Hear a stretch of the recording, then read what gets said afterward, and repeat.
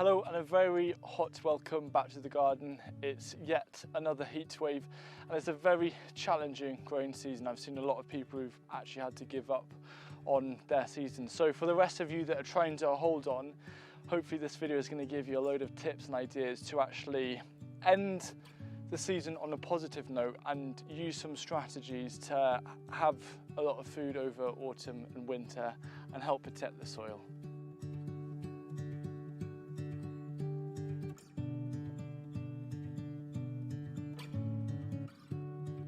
One of the issues when you're using compost as your primary mulch is that it's a very dark material, and that means that it absorbs the temperature of the sun, which when the soil is actually too hot, it can actually impact how well your plants grow. The other issue with compost is out of lots of other mulches, it's not very effective at retaining moisture. And usually in a British climate, that's okay because we have quite a wet climate. But this year has kind of flipped that on its head. So because of the challenges, I've really had to adapt how I've been growing this year and take the risk of using more kind of slug prone mulches like grass clippings to protect the soil and insulate it and keep the moisture in as much as possible. Now, because of this heat and we're in the middle of another heat wave, it's kind of frustrating because it's a time when I should be sowing a lot of seeds, especially directly, to get and squeeze in extra crops over autumn and winter.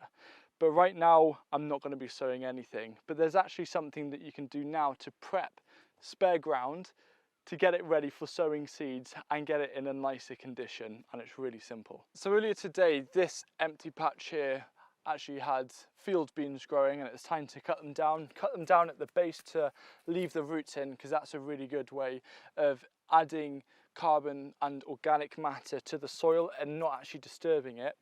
However, right now it's kind of a rough area of ground. This is some perpetual spinach that was growing before, and it's too hot to sow anything. So what I'm actually going to do is I'm going to bring in some old plant material and I'm going to do a temporary mulch. It's a cooling mulch. Anything that is a cooler colour than, say, the soil, and anything that protects it that's usually a nice plant material is really going to lower the temperature and also retain the moisture in the ground. So I'm just going to use a bunch of old Celtis plants and some peas, not actually chop them up that much because I want them to create a nice mat and then I can rake them off after, but I'm just going to leave this on top for about 2 weeks. Hopefully the weather will cool down a little bit. I can then remove it and sow something. I think for this area I'm going to be sowing a cover crop. So an example of a cover crop here is actually mustard. This is something we planted just a few weeks back. It grows really quickly and then you just chop it down, leaving the roots in. Whilst the plant is growing, it's pumping out root exudates, so like lots of sugars and carbon to feed the soil life. And then when it's chopped like this, it's going to break down, but it's also acting as an insulating layer to keep the soil nice and cool. And I reckon in about 3 or 4 weeks time I'll be able to just transplant a few fast growing crops. But if you buy mustard as a green manure, it's incredibly cheap, it's incredibly cost effective, and it will cover a wide area. Here's another example of mustard sown here. This will probably grow for another week or two before again chopping at the base and letting that break down and actually feed the soil, because the majority of a dry mass of a plant is actually carbon-based compounds from photosynthesis. So actually creating this mass and this organic matter and adding carbon into the soil, which is such a key building block of life, you're not actually extracting any of the nutrients because it's all going to go back in plus more. That is a great thing about a cover crop.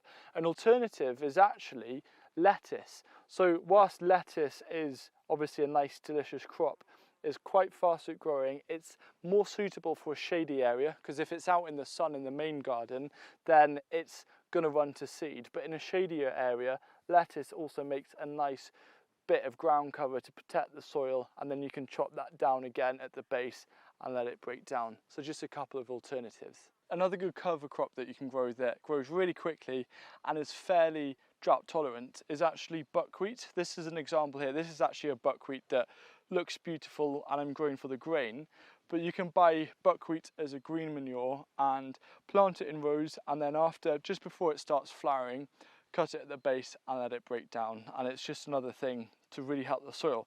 Yes, for green manures, you're not feeding humans, but you are feeding the soil, which in the future is going to feed humans. This is actually purple sprouting broccoli that's been interplanted with radish to treat as a cover crop.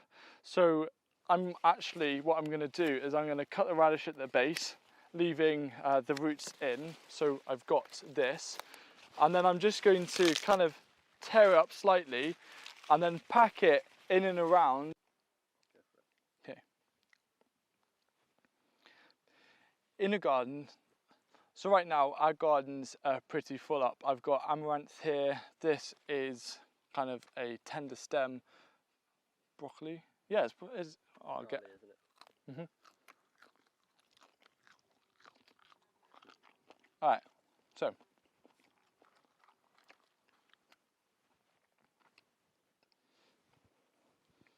in our gardens right now, so usually in August the garden is quite full. For example, I've got some fennel here. This is amaranth. This is tender stem broccoli, and underneath, growing in the shade, I've also got some lettuce. So there's a lot of things happening in this area. I can't really squeeze in any crops here. However, when you do have, say, a crop that's starting to go over, this is nearing it, but I've still got a week. But for example, the Celtis back there, or anything that's really bolting, but that soil is good that it's growing in. And during August, there's actually going to be a lot of plants that are kind of going over, which we've mentioned before about like the Celtis or the peas for doing a cool mulch. The other thing you need to consider is actually the health of your soil. So if you're growing something in really healthy soil, but you've got a patch of barren soil that isn't very healthy, what you're better doing is removing those gone over plants to mulch that poor quality soil, to let that build up its health again, and then transplant or sow directly where that crop was growing, so you can always ensure that something's planted in that spot. I think during a really tough season, you've got to be an optimist in the garden. I'm counting on that hopefully September will at least be cooler and we'll just get a little bit of rain to replenish the water supplies. So I'm willing to kind of make moves to cater for that. So what I'm actually going to do right now, and what I'm doing a lot of this time of year, is any crops that are gone over, or this celery now has finished flowering and is quite tough, I'm actually going to remove this, because a big emphasis from August all through autumn is compost. So any material that I can get and start bulking up the compost bin so I can make as much compost as possible next year is going to be a key priority. But what I'm also doing is that I'm opening up spaces in the garden to put in extra crops. So if, say, next week, once this heat wave has gone over and I start sowing crops in modules, this area will be nice and clear and ready to transplant them as soon as they're ready to go out, so I can still get some extra food at the end. Even if it hasn't been a productive year, if you can finish on a high, the psychological benefit of that is going to be really important moving into next year's growing season. Now, just really quickly, if you've seen the compost pathway video, I wanted to give you a very simple update. Right underneath here, where we've been layering on stuff, we're actually creating this amazing quality compost that I'm really pleased with. The moisture in here as well is really promising.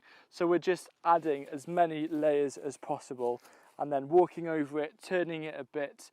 It is going to be such a key part, I think, in terms of small gardens, as a way to create compost without sacrificing growing space.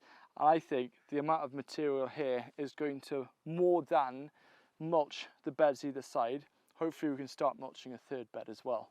If you're growing food in response to the rising price of basically everything, one of the things that I suggest is choose 3 or 4 of your hero crops, the ones that you know are going to yield a lot of food, or ones that you enjoy eating and are going to feed you, especially over autumn and into winter. So a key one, for example, is kale. That's very bulky and that'll last through winter. What I'm stood right next to here are climbing French beans, and also runner beans should go into this mix as well. Beans need moisture for a good fruit set. So if there's any way that you can use grey water, you know, there's a lot of people having hose pipe bans now, so grey water and then mulching with a lot of grass clippings or anything that you can find, so you can get a proper crop off these. You can then freeze them, you can do whatever you want, but these produce so much food. So that's one of my priorities, is just looking after the climbing beans. So think to yourself, what are the 3 or 4 crops that you really need to protect as your hero crops that are going to make the biggest difference in terms of cutting costs or reducing the amount of food that you need to get from a shop. I will confess that I turned up to the garden today mainly to see how the crops are doing and to save whatever I can. But I did jot down some ideas for this video, and I'm going to read out some of the notes that I put down for this next section, which is actually about sowing seeds. And I've been reading a really good book that I can recommend that I think every gardener should have on their bookshelf. It's actually Charles Dowding's Winter Vegetables book. Yes, it shows you everything that you can start off in spring, for example, to enjoy over winter. But most importantly, it shows you the things that you can actually sow in August and September, and also sowings undercover to enjoy in your polytunnel all through winter. And I think that right now with this season, it's going to be quite a big challenge if it's going to stay this dry during September onwards. But I think gardening is a little bit about taking a risk, taking a bit of a punt, and one of the ways to minimize those risks is to actually just do a bit of sowing every week to kind of spread it out, and one of those sowings will work and it'll hit and it will work really well. So I've got enough water stored where if I don't get any more rain until early September, this garden should hopefully be fine. Anything after that is not going to look good. But some of the key sowings that I'm going to focus on kind of for mid-August is going to be winter radish, spinach, rocket, turnip, Chinese cabbage and chard. And I'm going to eke that forward into late August, where I'll also include lettuce, spring cabbage, salads, onion and pak choi. There are lots of other options as well, but those are going to be the key ones that I'm going to focus on to try and enjoy in terms of growing outside. And then in September will be a lot more sowing for undercover. And I think that for sowing these seeds, it's going to be a mix of sowing directly. As soon as this heat wave goes over, I'm going to be sowing a lot of things directly into the garden, but also a lot in modules just to give them a bit of a head start before bringing them outside, thinking about covering whatever protection that I can do for really, really cold weather. But you've got to be extra flexible, especially towards the end of the season. And I think it's really important to finish the season on a high, and there's so many things that we can sow now. So I do recommend you to get that book, give it a bit of a read and see the things that you can squeeze in, because after a bit of a challenge, we just need something to celebrate, and there's still a lot of opportunity out there for us to enjoy for the rest of the season, and really importantly to utilize our undercover growing spaces over winter.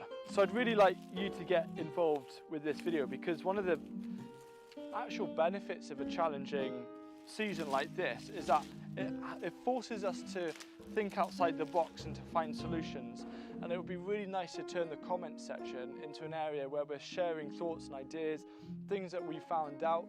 So anyone who's watching this and is feeling like they just need a bit of help or guidance, that the comment section can be a really positive, uplifting resource where we can all help one another, whether it's just for the rest of the season or building in strategies so we can be more resilient for the future. So it's just an open invitation to get involved down below in that discussion. So if you're looking more into ways of low-cost water storage, next week's video is actually going to show you our water storage at our other site, as well as a full tour, which is very exciting to share that properly.